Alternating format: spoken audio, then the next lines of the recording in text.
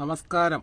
അത്തം മുതൽ തിരുവോണം വരെ 10 ഓണമാണ് നമുക്ക് പണ്ട് ആഘോഷിച്ചിരുന്നത്. ഇപ്പോൾ ഉത്രാടം തിരുവോണം എന്നുള്ള ബേസിലെത്തി. എന്തായാലും ഞാൻ എല്ലാവർക്കും ഓണാശംസകൾ പറയുകയാണ്. അത് എന്താണ് ഞാനിങ്ങനെ പറഞ്ഞു ചോദിച്ചാൽ, അത്തം മുതൽ നമുക്ക് ഓണാശംസകൾ പറയാം. കാരണം 10 ഓണമാണ് നമുക്ക്. അതിൻ്റെ കൂടെ ഇന്ന് വിനായക ചതുർത്ഥിയും കൂടിയാണ്. ഒരു മൂടലും ചെറിയ മഴച്ചാറ്റലൊക്കെ കാണുന്നില്ലേ, അത് ഞാൻ കുറേ വർഷങ്ങളായി ശ്രദ്ധിച്ചിട്ടുണ്ട് കേട്ടോ. ഈ സമയത്ത്, ഈ വിനായക ചതുർത്ഥി സമയത്ത് ഇങ്ങനെ ഒരു മൂടലും ചെറിയൊരു മഴച്ചാറ്റലും ഉണ്ടാകാറുണ്ട്.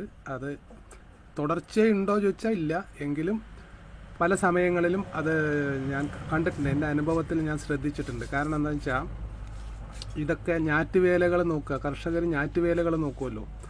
അപ്പോൾ അതിൽ ഇന്ന സമയത്ത് മഴയുണ്ട് മഴയില്ല എന്നുള്ളത് അറിയാം.